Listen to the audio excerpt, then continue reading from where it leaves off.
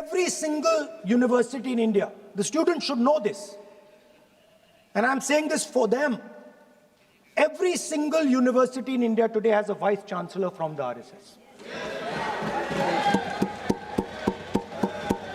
Dharmendra Pradhan is a symbol. Your real enemy is the RSS. Keep it in mind. They are the people who are not letting you be students. They are the people who want you to be अंधभक्त. और इसको कैसे justify कर सकते, किस तरह से justify करते? मान्यवर, मैं आज ये नक्सलवाद मूल कहां से आया, परंतु हमारे देश के लिए वो किसी भी प्रकार से ऐसी स्थिति ही नहीं थी कि जहां इस प्रकार के साम्यवादी विचारधारा, लेफ्टिस्ट विचारधारा का पनपना हो पाए. Who is absolutely convinced that another is God. So these are the three categories: student and andhbhakt who follows. Now,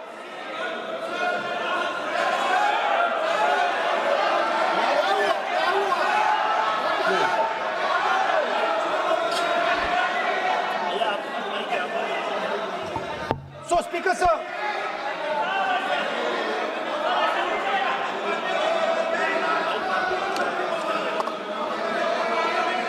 माननीय Speaker sir, प्रतिपक्ष के नेता हैं आप, now super सदन की खत्म गरिमा sir, रखते हुए विधेयक पर ही चर्चा करें तो हो गया उचित सर. रहेगा. आगे जा रहा हूं sir. So Speaker sir, and this is a reaction from the soul of India that is saying under no circumstances are we going to become your andhbhakts. Under no circumstances are you going to define our future. Under no circumstances are we going to listen. And this is a beautiful expression. The amazing thing to me, the amazing, fascinating thing to me is that the parents of these children did not have the courage to face the BJP. The parents of these children did not have the courage to face the RSS. And yet these children, brave, imaginative, powerful, stood there and faced whatever you could throw at them. I've got some experience about facing the RSS, about facing Mr. Narendra Modi, about facing this group. The game is not about facing them. There's nothing in them. There's nothing in the RSS. The game is about facing your own fear. And that is what the students did. The students overcame their fear. The students challenged the idea that you could destroy them. They challenged the idea that you could destroy their career. They asked the question, why are you not allowing us to have jobs? They asked the question, why can we not fall in love with somebody we like? They asked the question, why do you attack different religions? They asked all these questions, and they asked it in public. You couldn't do nothing about it. And I'm very happy today to see that the so-called Home Minister of this country does not have the courage to come and sit here. He does not have the courage to come and sit here. Sir, please. आज प्रश्न I saw the Home माननीय मंत्री Minister. जी बैठे हैं, जिनका विधेयक है वो बैठे हैं. I saw the Home Minister, sir. Carcade. Sir, I saw the carcade. 30 cars. With the Home Minister sitting inside the car. Like that. Looking.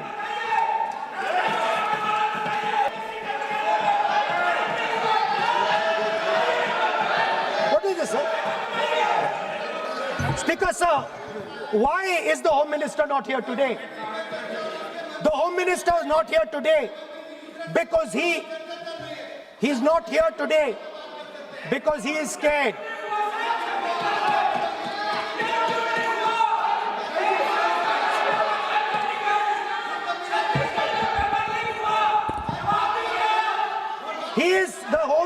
Sir.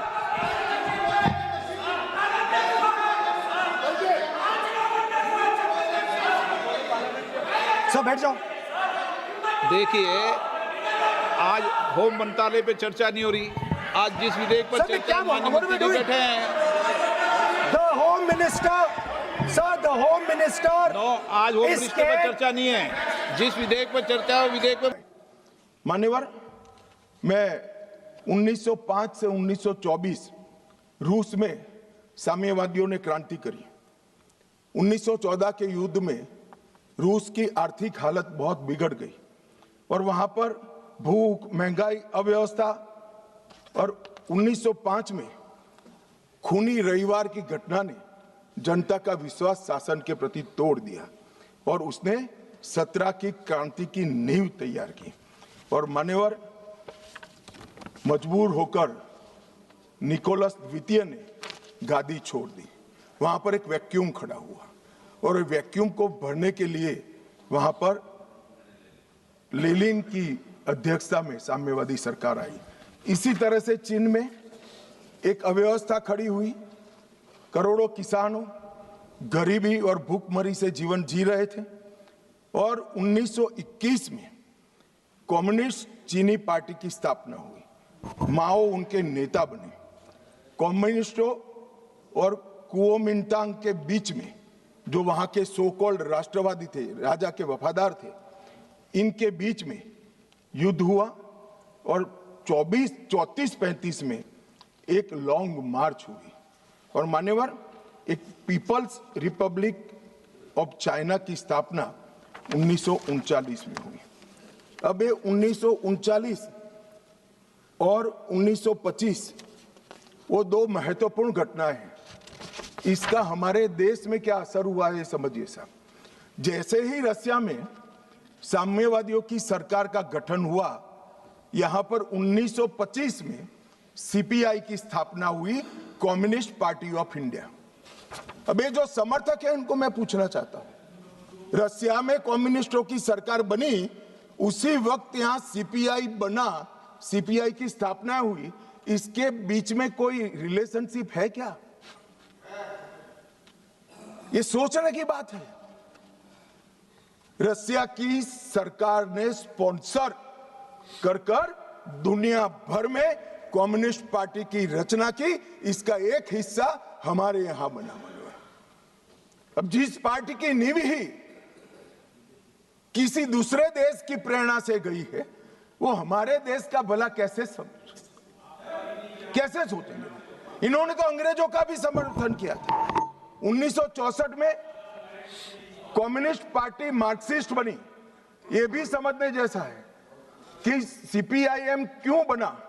मान्यवर, 64 में 69 में 1969 में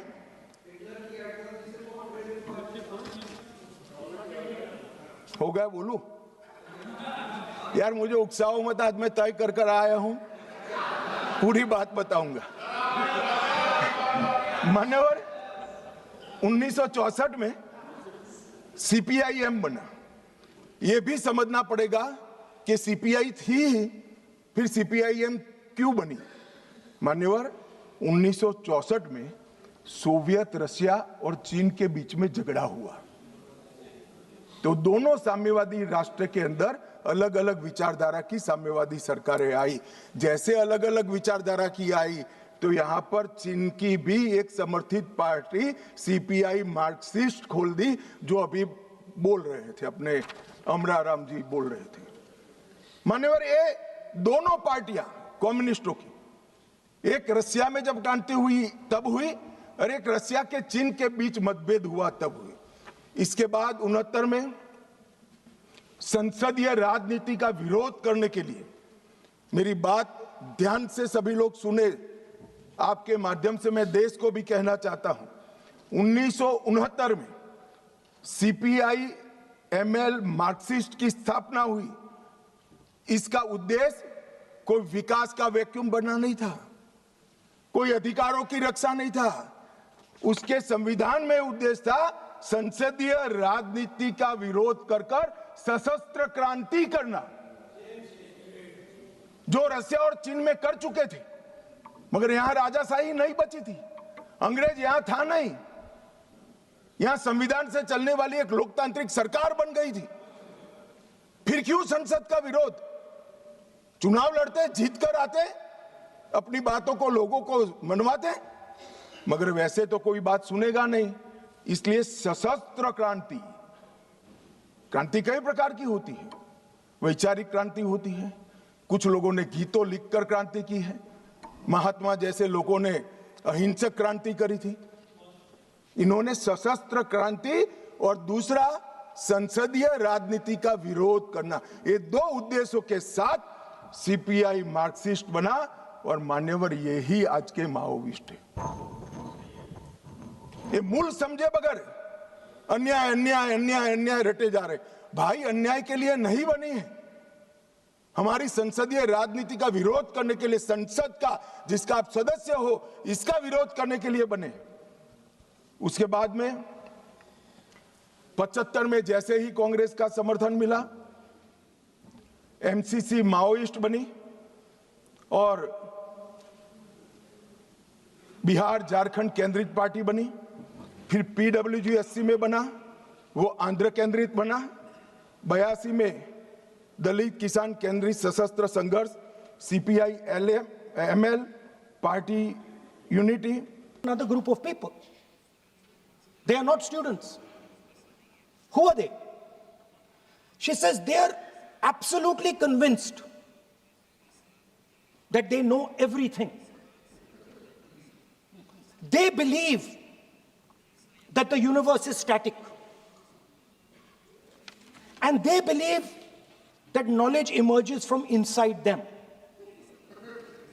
They believe that they are God. That everything that is to be known is known to them. They are arrogant. They are arrogant. They don't listen. They don't respect other people's truth. So I said, what do you call these people? She said, I call them. So I. Why you are worried? Yeah, he's not telling about you. Why you are worried? He's telling about it. Quote from. What? Sir, मैंने बोला नहीं sir कुछ. So she said to me, there are two categories. There are two categories in this world. The student. She said a farmer can be a student. A lawyer can be a student. A doctor can be a student. Unemployed youth can be a student. It's the thirst to learn, thirst to understand. Like a sponge. You want to take everything in. You want to understand. It's beautiful. It's even respecting the rest of the universe. What about? She says to me, they don't listen to anything anyone says. What's it?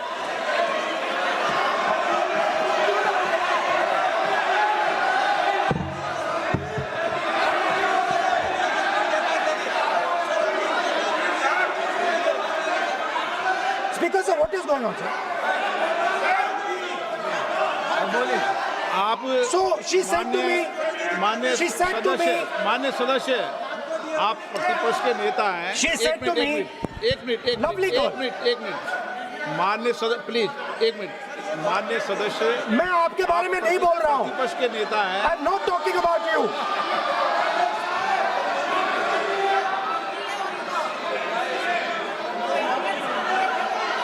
माननीय प्रतिपक्ष के नेता, मैं आपसे आग्रह करता हूं। Sir मैंने इनका नाम ही नहीं लिया सर. आप सुनिए मेरी बात। एक मिनट, एक सेकंड, एक मिनट। माननीय प्रतिपक्ष के नेता, मेरा आपसे आग्रह है कि हम विधेयक पर चर्चा कर रहे हैं। मैं कर रहा हूं सर. अब मैं स्टूडेंट डिफाइन कर रहा हूं सर. ठीक रहेगा। Sir, I am defining a student, sir. I will, let me carry on.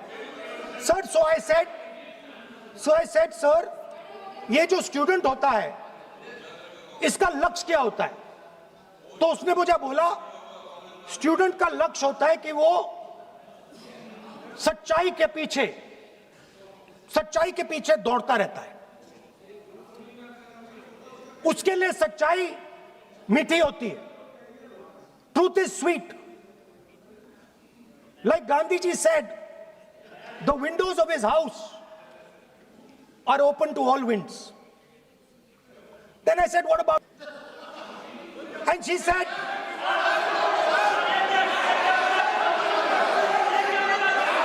what is going on?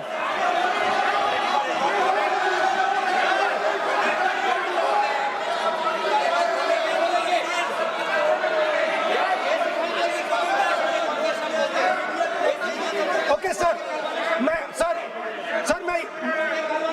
So she said, so I said, what about? I said, so sir, I said, okay, what about this other type of person who is not a student?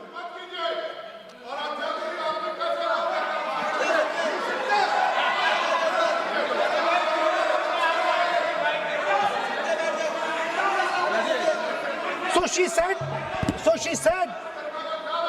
the hallmark, she said, the student, she says the student wears the truth on his or her chest. Proudly, it's written here. And I said, what about the other type? She says the other type requires an image.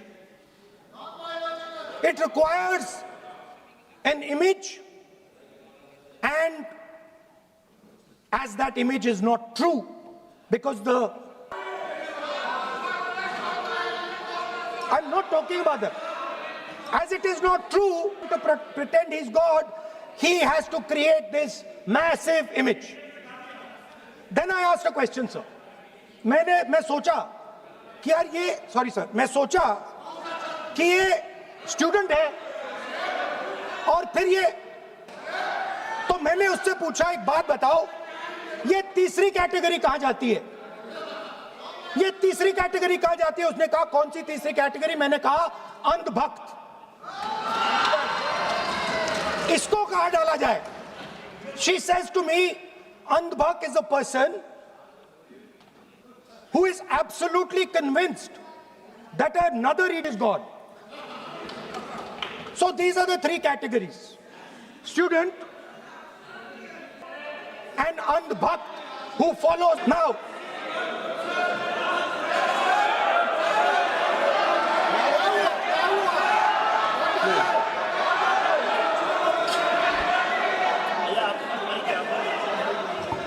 so Speaker sir,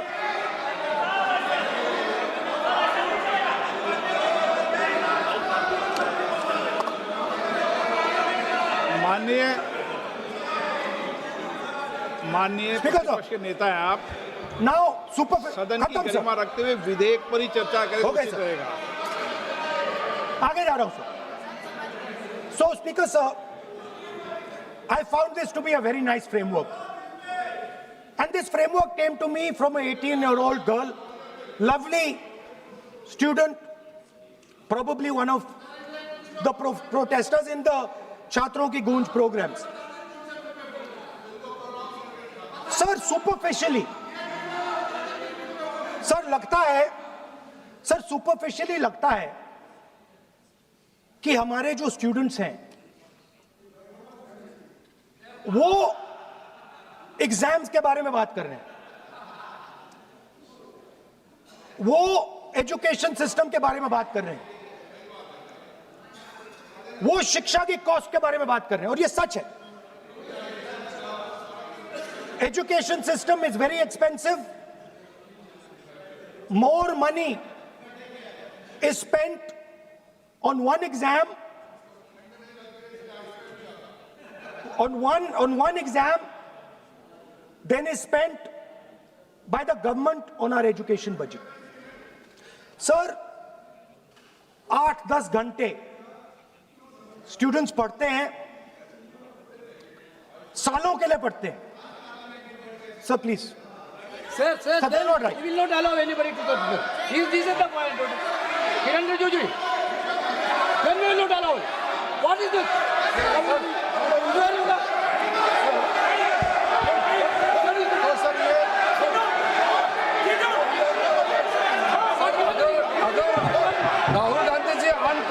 vote use नहीं करते तो यहाँ से भी टोकने का कोई आवश्यकता ही नहीं है। At the house order. अभी जो शब्द मैं ये मानता हूँ कि राहुल गांधी बहुत तरीके से ऐसा शब्द यूज कर रहे हैं, वो एक स्टूडेंट के नाम से ऐसा शब्द का इस्तेमाल कर रहे हैं। वो इस्तेमाल तो वही कर रहे हैं ना, राहुल गांधी जी ही कर रहे हैं। वो नाम ले रहा है स्टूडेंट का, स्टूडेंट का नाम नहीं बोल रहे हैं। अन्याय के अवेज में चुनौती दी जा सकती है क्या? अन्याय के खिलाफ लड़ने का हमारे संविधान ने रास्ता बनाया है, इसीलिए राजकुमार रोत यहां बैठे हैं। चुनाव लड़े इसलिए यहां बैठे हैं, वरना वो भी सरेंडर की लिस्ट में होते अगर हथियार लिया होता तो। आपने, हाँ, इसीलिए कहता हूं यही रास्ता है। हमने आज जिस व्यवस्था के निर्मूलन की मैं बात कर रहा हूं मान्यवर, वो लोकतंत्र की जड़ों पर वार कर रही है। लोकतंत्र का मूल सिद्धांत है किसी भी समस्या का समाधान बहस से निकल सकता है, हथियारों से नहीं निकल सकता। और मान्यवर, इन्होंने इस देश में वैक्यूम खड़ा करने का प्रयास किया, स्टेट का वैक्यूम, सारी व्यवस्थाएं नष्ट कर गवर्नेंस का वैक्यूम, संविधान पर से श्रद्धा खत्म कर संविधान का वैक्यूम, और पुलिस थानों को जलाकर सिक्योरिटी का वैक्यूम खड़ा करने का प्रयास किया है। मैं आज इस मंच से देश की जनता को ये बताने आया हूं कि माओवादी हिंसा करने वालों के, नक्सलिज्म की हिंसा करने वालों का दिन लद गया है। अब सरकार के लंबा समय नहीं चलेगा। और कई देशों में हुआ है, कंबोडिया, पेरू, कोलंबिया, कई देशों के इतिहास इससे भरे पड़े हैं। भयानक रक्तपात हुआ है। हमारे यहां भी 20,000 लोग मारे गए। मान्यवर, ये एक वैचारिक लड़ाई है। देश की जनता ने माओवादी उग्रवादियों को, वैचारिक लड़ाई है, माओवादी उग्रवादियों को अन्याय के खिलाफ हथियारों की लड़ाई मानने की गलती नहीं करनी चाहिए, क्योंकि वामपंथी विचारधारा अपना आधार खो बैठी। इसलिए सारे वामपंथी ऐसे येन केन प्रकारेण अलग अलग थियरी रचित कर अपने अस्तित्व को टिकाने में पड़ी। इनका एकमात्र एजेंडा है देश में वैक्यूम खड़ा करना, देश के असंतोष को, स्वाभाविक असंतोष को हथियारों के माध्यम से दिशा देना। स्टेट का वैक्यूम, गवर्नेंस का वैक्यूम, संविधान का वैक्यूम, सिक्योरिटी का वैक्यूम और रक्तपात, यही उनका उद्देश्य है जो अब सफल नहीं होगा। मानिए, और कई सारे भोले भाले ग्रामीणों को एनिमी इन्फॉर्मर बताकर फांसी पर चढ़ा दिया। कौन सी अदालत ने फांसी पर चढ़ाया? इन्होंने जनता अदालत के नाम से एक फारस खड़ा किया, जहां ना कोई वकील है, ना कोई जज है, वो स्वयं बैठे हैं, वो स्वयं फैसले करते हैं और फांसी दे देते हैं। इसका जस्टिफिकेशन करते हुए मैंने तो सुना है, मैं आज नाम देना नहीं चाहता वरना यहां से खड़े हो जाएंगे। मान्यवर, इसका जस्टिफिकेशन नहीं हो सकता। इस देश में संविधान का राज है, फैसला संविधान द्वारा, सरकारों द्वारा रचित अदालतों में ही हो सकता है। और अगर किसी को अन्याय हो गया तो उसके ऊपर त्रिस्तरीय न्यायिक प्रणाली है। उन्होंने पैरेलल गवर्नमेंट चलाई। गवर्नेंस का वैक्यूम कैसे चला? पैरेलल गवर्नमेंट चलाई। छत्तीसगढ़ के बस्तर में उनका होम मिनिस्टर होता था, उनका न्याय मंत्री होता था, उनका लूटे हुए अनाज को बांटने वाला खाद्य और आपूर्ति मंत्री होता था। एक जनता ने सरकार के नाम से एक भ्रांति खड़ी करी और मान्यवर, विकास की योजनाओं को इन्होंने रोकने का काम किया। इन्होंने संविधान और न्याय व्यवस्था को निशाना बनाकर संविधान का वैक्यूम खड़ा करने का।